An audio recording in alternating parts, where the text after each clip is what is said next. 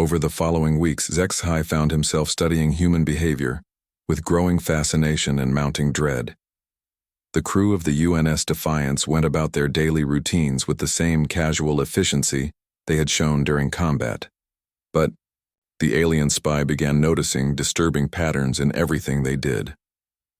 During off-duty hours, Sergeant Rodriguez organized what he called training sessions in the ship's cargo bay.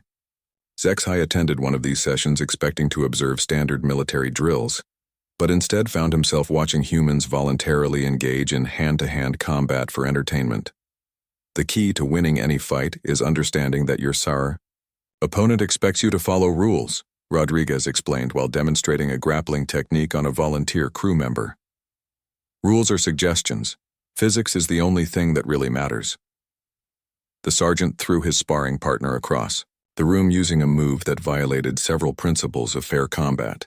The crew member landed hard, got up laughing, and immediately requested instruction on how to perform the same technique. None of them seemed concerned about the potential for serious injury. What if someone gets hurt during these practice sessions? Zexhai asked, genuinely concerned about the safety protocols. Then Dr. Woods patches them up and they learn not to make the same mistake twice, Rodriguez replied with a grin. Pain is just another teacher. Sometimes it is more effective than books. Dr. Woods confirmed this philosophy when Zexhai visited the medical bay later that day. She was treating a crew member who had suffered a dislocated shoulder during the training session. But both patient and doctor seemed to view the injury as a minor inconvenience rather than a serious medical emergency. Humans have this remarkable ability to learn from experience, she explained while adjusting the injured shoulder back into place. Physical discomfort provides immediate feedback about what works and what does not work. Most species try to avoid pain, but humans use it as a learning tool. The doctor's casual attitude toward injury puzzled Zexhai, especially when he noticed that she spent her free time reading ancient texts about military strategy and tactics. Her personal library contained works by authors with names like Sun Tzu, Clausewitz, and Alexander the Great. Why do you study warfare during your leisure time? He asked while examining one of her books about historical battles. Understanding conflict is understanding human nature, she replied thoughtfully. We have been fighting wars for thousands of years, and every generation learns something new about the art of violence. This knowledge helps me treat the consequences of our violent tendencies. The conversation was interrupted by an emergency alert indicating that civilian ships in a nearby system were under attack by pirates. Zexhai expected the military vessel to ignore the distress call since it had no strategic value, but Captain Sullivan immediately ordered a course change to investigate. The civilians are requesting immediate assistance, Lieutenant Commander Chang reported from the communication station. They are reporting multiple pirate vessels and request any available military support. How many ships are we talking about? Sullivan asked while reviewing the tactical situation on his command display. At least 6 pirate vessels attacking. A convoy of 4 civilian transports, came the reply. We would be outnumbered, and the civilians have no military value to our current mission. Zexhai waited for the captain to explain why they could not risk the ship for strangers, but instead heard Sullivan give orders to prepare for immediate combat operations. All hands to battle stations, the captain announced over the intercom. We have civilians under attack and pirates who need to learn some manners. This should be interesting. The crew responded to the emergency with the same cheerful efficiency they showed for routine operations. Rodriguez began preparing his Marines for boarding actions. Chang coordinated with the civilian ships to gather tactical information. Woods prepared the medical bay for potential casualties. Captain, Zexhai said carefully, should we not request backup before engaging superior numbers? The tactical situation seems inadvisable. Sullivan looked at him with an expression of mild surprise. Martinez, those are our people being attacked by criminals. We do not abandon civilians just because the odds are not in our favor. That would be cowardly. The concept of cowardice seemed to carry special significance for humans that Zexhai did not fully understand. The entire crew treated the rescue mission as a moral obligation rather than a tactical decision, regardless of the personal risk involved. When they arrived at the battle site, the situation was indeed desperate. 6 heavily armed pirate ships were systematically destroying the civilian convoy while preparing to board the survivors. The UNS Defiance was outnumbered and outgunned, facing enemies who had chosen the time and place for the engagement. Pirates have taken one civilian ship and are boarding a second, reported the tactical officer. The remaining transports are trying to escape, but their engines are damaged. Options? Sullivan asked calmly. We could try to drive off the pirates and escort the remaining civilians to safety, Chang suggested. Or we could attempt a direct assault to rescue the captured ships. Why not both? Rodriguez asked with obvious enthusiasm. Hit them hard enough and they might decide this raid was a bad idea. Sullivan nodded approvingly. Excellent suggestion. Chang, begin electronic warfare operations. Rodriguez, prepare boarding parties. Woods, get ready for casualties. Martinez, document everything for the after-action report. The attack began with the same electronic disruption that had proven so effective against the Caltherian ships. The pirate vessels found their sensors scrambled and their communications jammed, just as they were preparing to coordinate their defense. Pirates are trying to use the civilian ships as shields, reported the tactical officer. They are positioning captured vessels between themselves and our weapons. Then we go through them, Rodriguez said while checking his equipment. Pirates think they are safe behind civilians. Time to show them how wrong they are. The Marines, launched in small assault craft that approached the pirate ships from unexpected angles. Instead of trying to fight through the defensive positions, they simply flew around them and attached boarding pods directly to the enemy hulls. Zexhai monitored the communications as Rodriguez led his team through the interior of a pirate vessel. The humans moved through the ship like they had been born for this kind of close-quarters combat, adapting instantly to each new obstacle or threat. Resistance is heavier than expected, Rodriguez reported over the radio. They have set up defensive positions in the main corridor. Can you go around them? Sullivan asked. Negative, but we can go through the deck plating, came the reply. These pirates build ships like civilians, lots of empty space and weak internal structures.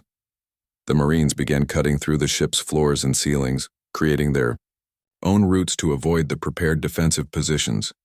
They used maintenance tools as weapons and emergency equipment as assault gear, turning everything aboard the enemy ship into potential resources for their mission. Pirate leadership is requesting terms for surrender, Chang reported as the boarding action continued. They are offering to release the civilians in exchange for safe passage.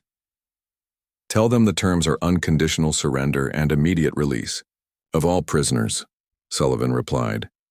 They can choose between cooperation and the alternative. The pirates chose cooperation after Rodriguez's team reached their command center through a ventilation shaft. The rescue operation concluded with all civilians safe and the pirate ships either captured or fleeing the system. Excellent work, everyone, Sullivan announced after the last civilian transport was confirmed safe. Rodriguez, make sure the prisoners are secured properly. Chang, coordinate with local authorities for prisoner transfer. Woods, check everyone for injuries. Dr. Woods found only minor cuts and bruises among the crew, despite the intense boarding action. The humans had accomplished an impossible rescue mission and suffered minimal casualties, treating the entire operation as routine military business. How do you make this look so easy? Zexhai asked Rodriguez while helping secure captured pirate equipment. Practice, the sergeant replied with a shrug. Humans have been fighting pirates and rescuing civilians for thousands of years. This kind of thing is what we do. Zexhai realized that he was observing a species that had not just adapted to warfare, but had made it into an art form that encompassed every aspect of their culture. The alarm klaxons woke Zexhai from his rest period with their harsh mechanical wailing. Red lights flashed throughout the corridor as he quickly dressed in his human uniform and rushed toward the communication station. Other crew members moved, with practiced urgency, but none of them seemed particularly worried about whatever emergency had triggered the alert. Contact bearing 27 Mark IV, came the announcement over the ship's communication system. 3 vessels, configuration matches Caltherian Patrol Squadron, all hands to battle stations. This is not a drill. Zexhai felt his borrowed human heart begin beating faster as he realized he was about to witness combat between his own people and the humans he was supposed to be observing. The situation presented perfect intelligence-gathering opportunities, but also created the uncomfortable possibility that he might have to choose sides if the battle went badly. Lieutenant Commander Chang was already at her station when he arrived. her fingers dancing across multiple control panels while she coordinated communications between different sections of the ship. Her calm efficiency impressed him, especially considering they were facing superior Caltherian technology. "Martinez, take the secondary communication console," she ordered without looking up from her displays. "Monitor all frequencies and record everything. The captain wants complete documentation of any enemy transmissions." Captain Sullivan appeared on the bridge with the same casual demeanor he had shown during the welcome briefing. His uniform was properly fastened and his hair was combed, but he moved without any signs of stress or concern. He settled into his command chair like someone preparing for a routine training exercise. "Status report," Sullivan requested in a conversational tone that suggested he was asking about the weather, rather than an impending battle with advanced alien warships. "3 Caltherian cruisers in standard patrol formation," reported the tactical officer. "They are maintaining distance but have not yet issued any challenges or demands. Their weapon systems appear to be powered but not actively targeting us." Zexhai listened carefully to the tactical assessment while monitoring the communication channels. His fellow Caltherians were following standard operating procedures, giving the human vessel time to withdraw before engaging. War Commander Tekhai had always preferred to avoid unnecessary casualties when dealing with primitive species. "Are they waiting for us to run away?" asked Sergeant Danny Rodriguez, the Marine squad leader whose station was near the communication console. His tone suggested genuine curiosity, rather than fear or concern about the tactical situation. "Probably," Captain Sullivan replied with a slight smile. "Most species tend to retreat when they see ships that outgun them 3-1. I suspect they are offering us a chance to leave peacefully before they demonstrate their superior firepower." Dr. Karen Woods entered the bridge carrying a medical kit and wearing the casual expression of someone who had done this many times before. She checked various crew members for signs of stress or injury, but found everyone in good health and high spirits. "Should I prepare the medical bay for casualties?" she asked the captain, while examining a minor cut on Rodriguez's hand that had nothing to do with the current emergency. "Standard precautions should be sufficient," Sullivan answered. "We are not planning to take serious damage today." Zexhai found the human confidence both puzzling and disturbing. The Caltherian vessels possessed overwhelming tactical advantages in firepower, shielding, and maneuverability. Any rational species would either surrender immediately or attempt to negotiate some kind of peaceful resolution. "Incoming transmission from the lead Caltherian vessel," Chang reported. "They are demanding that we withdraw from this sector immediately or face the consequences of trespassing in contested space. Reply that we are conducting lawful patrol operations in accordance with the Vega Accords," Sullivan ordered. "Inform them that we have no intention of withdrawing and suggest that they are the ones who should consider leaving." Rodriguez laughed quietly at the captain's response. "Think they will take the hint and go find someone else to bother?" "Unlikely," Sullivan replied.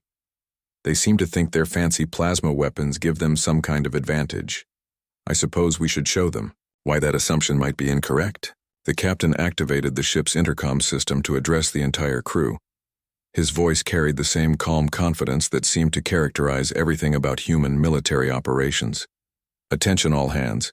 We are about to engage 3 Caltherian vessels in what they probably consider to be a lopsided fight in their favor. Please remember that we have been in similar situations before, and things worked out reasonably well. Follow standard combat protocols, and try not to damage anything we cannot easily repair." Zexhai monitored the Caltherian communications as the 3 ships began moving into attack formation. The enemy commanders were discussing the humans like scientists examining an interesting but harmless specimen. They planned to disable the primitive vessel quickly and capture any survivors for interrogation. "Enemy ships are moving to surround us," reported the tactical officer. "They are attempting to establish a triangular formation that will prevent our escape."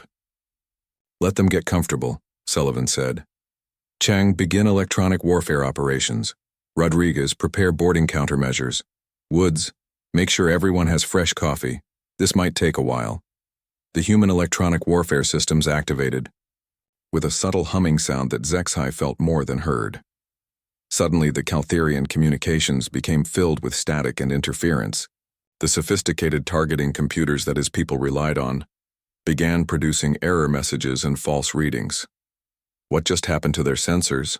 Rodriguez asked while watching the tactical display show the enemy ships beginning to drift out of formation.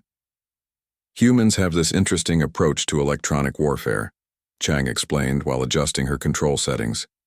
Instead of trying to build better shields, they focus on making everyone else's equipment stop working properly. The first Caltharian plasma bolts fired wide of their target as the ship struggled with sensor malfunctions. The beautiful formation dissolved into chaos as the three vessels tried to re-establish coordination while dealing with communication problems and navigation errors. "Return fire," Sullivan ordered calmly. "Try not to hit anything important." The human kinetic weapons opened fire with a sound like thunder rolling through the ship's hull. The primitive projectiles moved much slower than Caltharian energy weapons, but they were completely unaffected by the electronic countermeasures that would have disrupted plasma bolts. Zexhai watched in growing horror as the Caltharian flagship took direct hits from weapons that should have been unable to penetrate their advanced armor. The kinetic projectiles punched through energy shields like they were made of paper, creating real physical damage that could not be repaired with energy field adjustments. "Direct hit on the lead ship," reported the tactical officer with satisfaction. "Their main weapons system appears to be offline." "Excellent," Sullivan replied. "Now let us see if they want to continue this educational demonstration, or if they would prefer to withdraw and think about what they have learned." The three Caltharian ships began retreating in disorder, their commanders apparently deciding that the primitive humans were more dangerous than originally estimated. Zexhai felt sick as he watched his people flee from a single human destroyer that should have been easily destroyed. "Should we pursue them?" Rodriguez asked, sounding disappointed that the fight was ending so quickly. "No need," Sullivan answered. "They have enough information to report back to their commanders. Sometimes the best victory is the one that teaches your enemies to avoid you in the future." Dr. Woods finished treating a crew member who had suffered a minor burn during the engagement. "Any other casualties?" she asked cheerfully. "Nothing serious," came the reply from various stations around the bridge. "Just the usual bumps and bruises from combat maneuvering." Zexhai stared at the retreating Caltharian ships and realized that everything his people believed about human military capabilities was completely wrong. These were not primitive warriors using obsolete technology. They were something far more dangerous than anyone had imagined. Zexhai stood before the massive viewing screen in the Caltharian command center, watching the swirling patterns of distant stars while waiting for his orders. The reptilian creature's scaled skin reflected the blue light from the holographic displays that surrounded him. His yellow eyes tracked the movement of ships across the tactical grid, noting how cleanly the Caltharian fleet moved through space like a perfectly coordinated machine. War Commander Zexhai entered the chamber, with the heavy footsteps that all senior Caltharian officers seemed to perfect. His ceremonial armor clinked softly as he approached the intelligence station where Zexhai waited. The commander's scarred face showed the experience of countless battles across multiple star systems. "Operative Zexhai, your new assignment requires immediate attention," the commander said in their native tongue, his voice carrying the authority of someone who had never been questioned. "The humans have been expanding their territory faster than our analysts predicted. We need better information about their military capabilities before we make our next move." Zexhai nodded respectfully. He had served in intelligence operations for over 20 standard cycles, infiltrating dozens of species across the galaxy. Most assignments involved simple observation and data collection.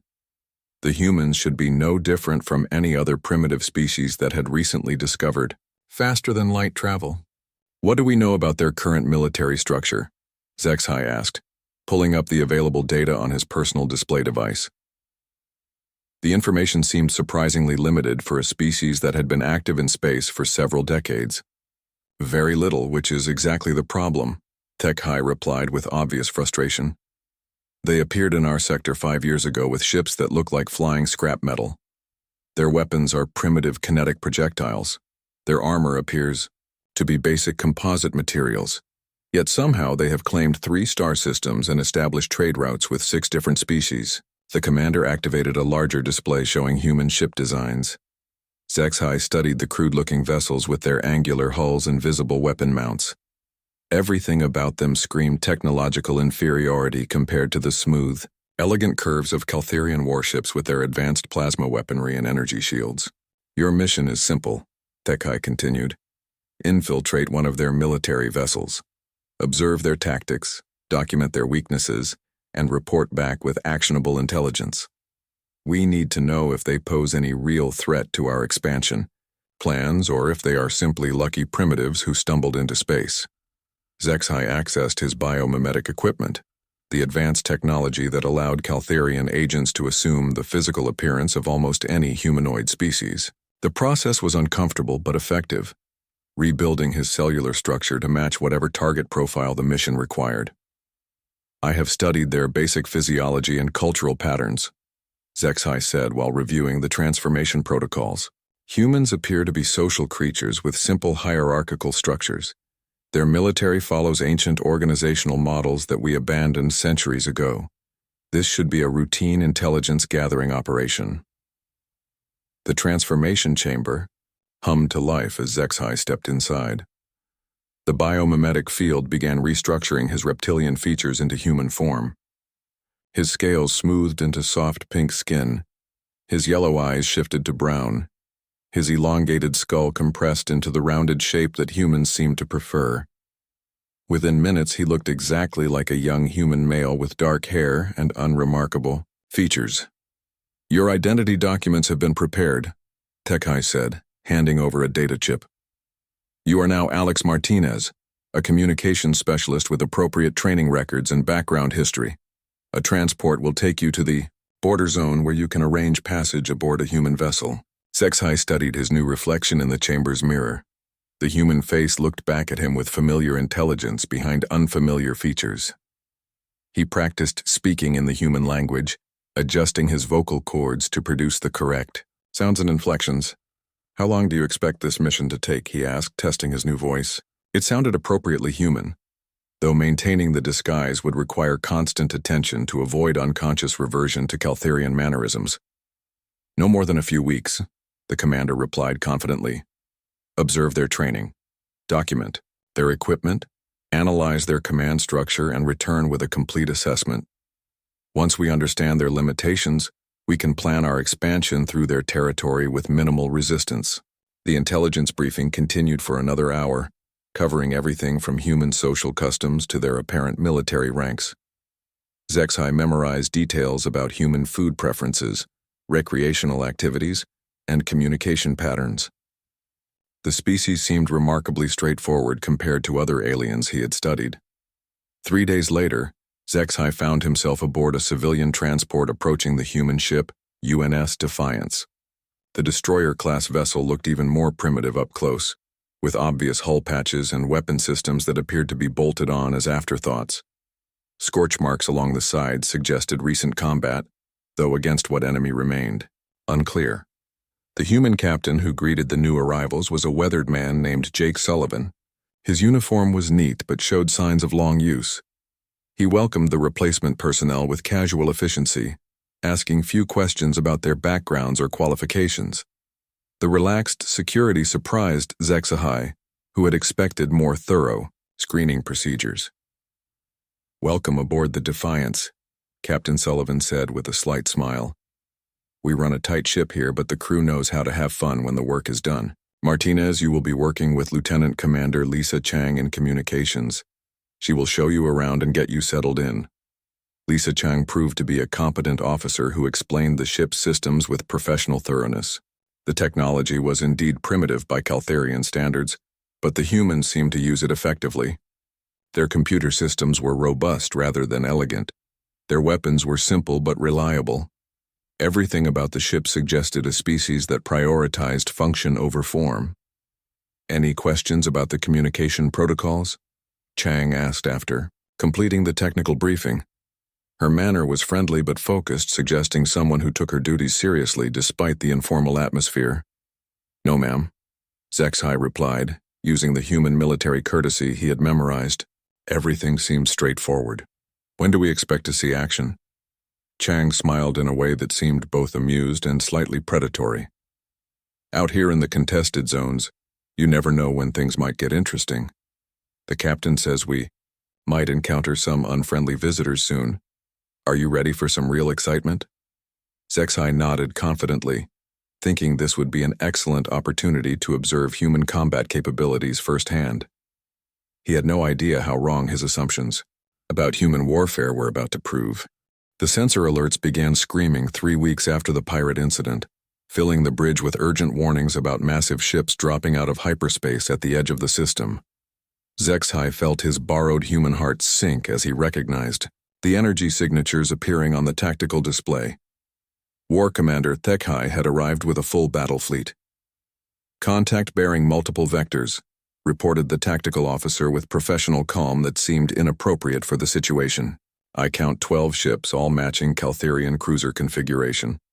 They are maintaining standard fleet formation and approaching at combat speed."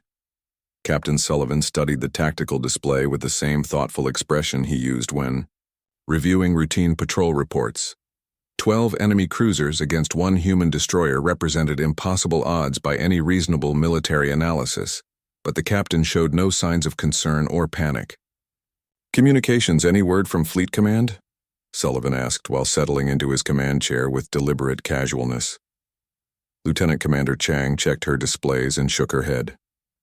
"Negative contact with friendly forces. We are on our own for this one. The nearest human ships are at least 6 hours away at best possible speed." Zexai desperately wanted to contact War Commander Thekhai and arrange his extraction before the battle began, but doing so would expose his mission and probably result in his execution for espionage. He found himself trapped between 2 forces that were about to destroy each other. "Options?" Sullivan requested from his senior officers. "We could attempt to evade and escape to friendly territory," suggested the tactical officer. "Our speed advantage might allow us to outrun their formation, if we start immediately. Or we could send a distress signal and hope friendly forces arrive before we are completely destroyed," Chang added. "The odds of survival are not favorable, but rescue remains theoretically possible." Sergeant Rodriguez entered the bridge carrying a collection of personal weapons and wearing the grim smile that seemed to appear whenever humans faced impossible situations. "Or we could make them regret coming here," he suggested cheerfully. Dr. Woods followed Rodriguez onto the bridge, carrying medical supplies and wearing the same determined expression that Zexai had learned to associate with dangerous human decisions. "Medical bay is prepared for mass casualties," she reported. "I have also distributed emergency medical kits throughout the ship." Sullivan nodded approvingly at his officers. "Chang, contact Fleet Command and request immediate reinforcement. Use emergency priority channels and make sure they understand the tactical situation." "Aye, sir," Chang replied while activating the communication systems. "This is UNS Defiance requesting immediate assistance.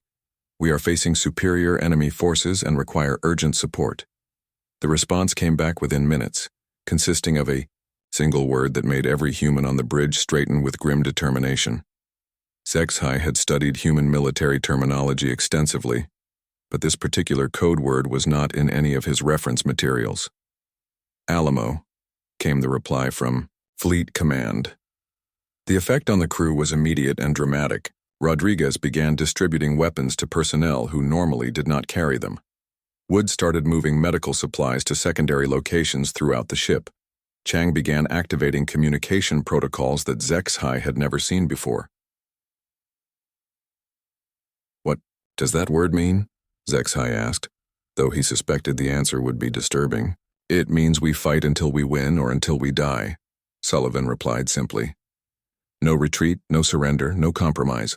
We hold this position and make the enemy pay for every meter of space they want to take." The captain activated the ship's intercom to address the entire crew. His voice carried absolute certainty and calm resolve that somehow made the impossible situation sound like just another day's work. "Attention all hands. We are about to engage a superior enemy force that believes they can intimidate us into surrender. They are about to learn why that assumption is incorrect. We will fight this ship until she breaks, and then we will fight from the pieces. Make them remember this day." Zexai finally understood what he was witnessing. The humans were not just willing to die rather than surrender.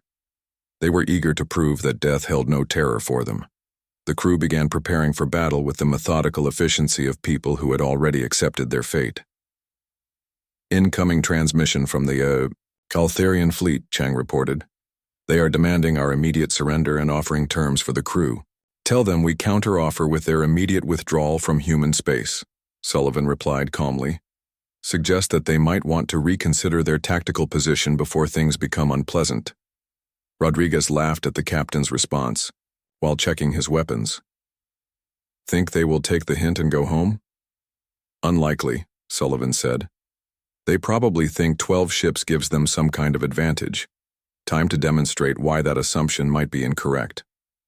The Caltharian fleet began moving into attack formation, their ships spreading out to surround the single human destroyer. Zexhai recognized the standard engagement pattern that had proven effective against dozens of other species. The formation was designed to prevent escape while maximizing firepower concentration. Enemy ships are attempting to establish a containment formation, reported the tactical officer. They plan to disable our engines and capture the ship intact. Let them get comfortable, Sullivan ordered.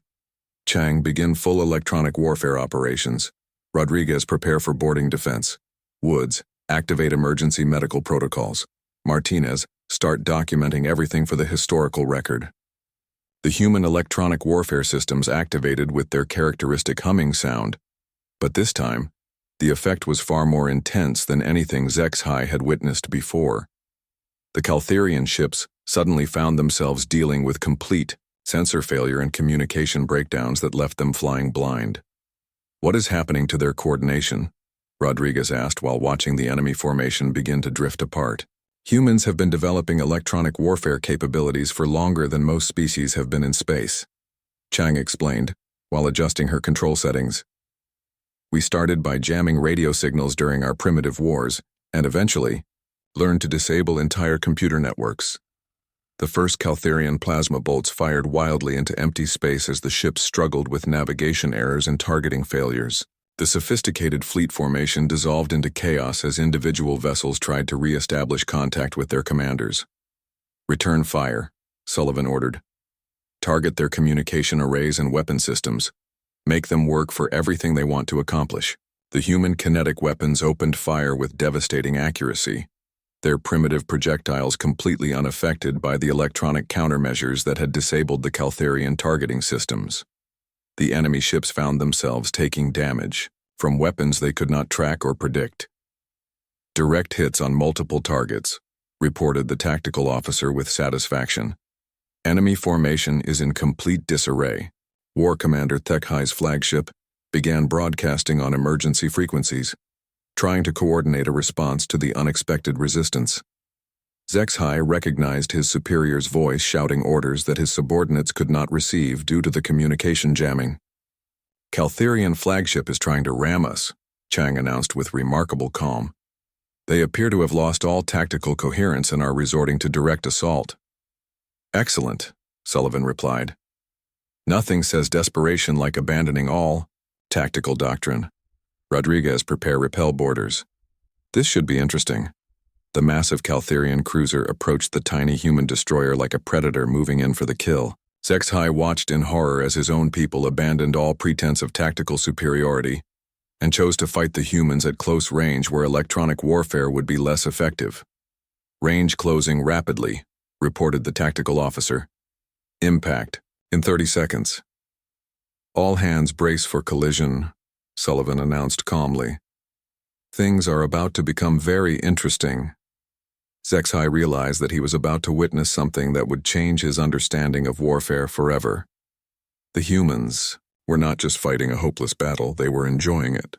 The collision between the Caltharian flagship and the UNS Defiance shook both ships like toys in the hands of an angry child.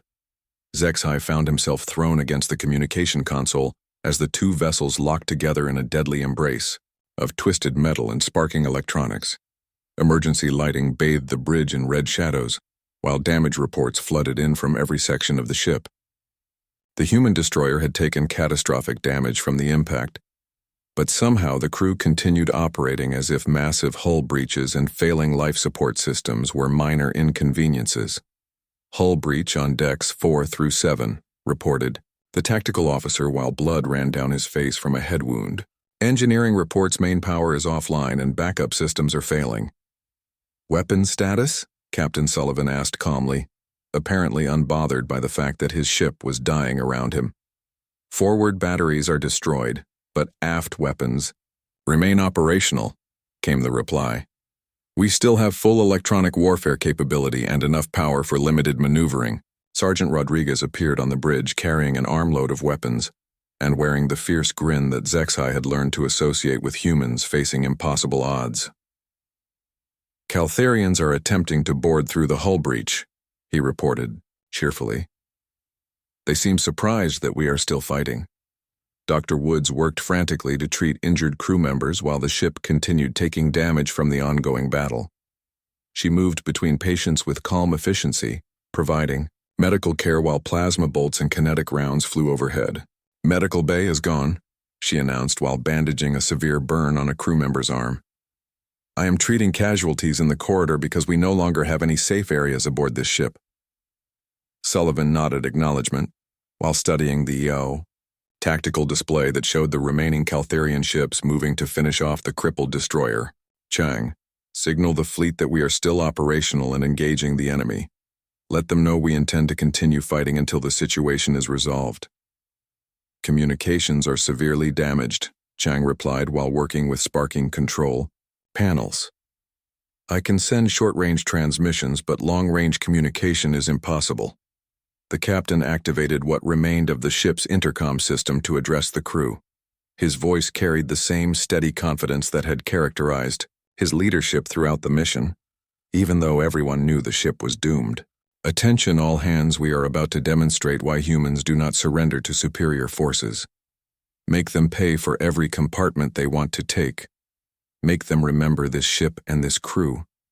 Make them understand why they should fear us. Zexai watched the crew respond to Sullivan's words with renewed determination, despite their hopeless situation.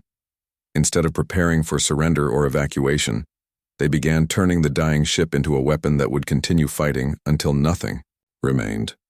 Caltharian boarding parties have reached Deck 5, Rodriguez reported over the radio. They are advancing slowly because we keep shooting at them from unexpected directions.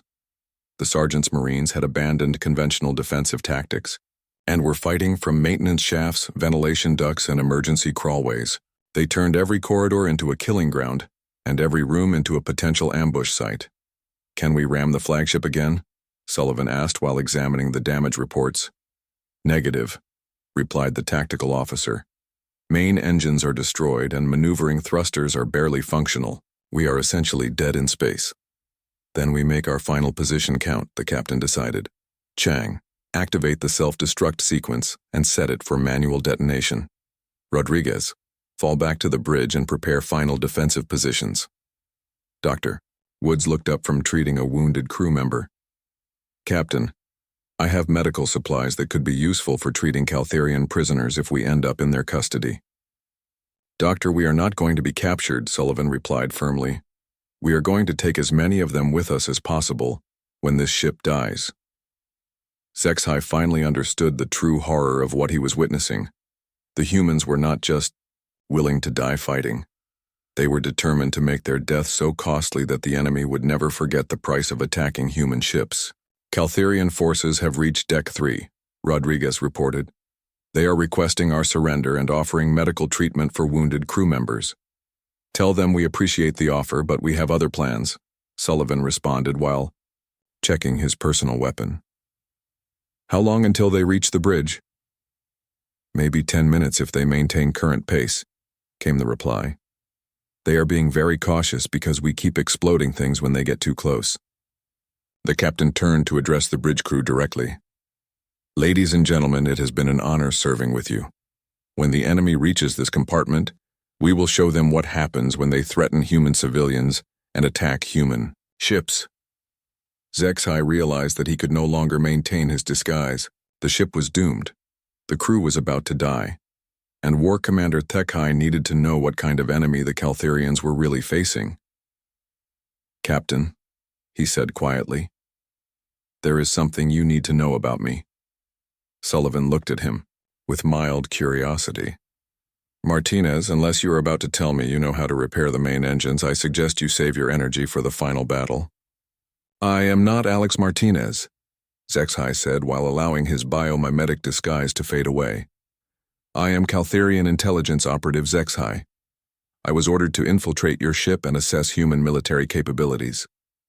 The bridge crew stared at him as his reptilian features returned and his human appearance dissolved. Chang reached for her weapon, but Sullivan held up a hand to stop her. Well, that explains a few things, the captain said calmly. What is your assessment of our capabilities?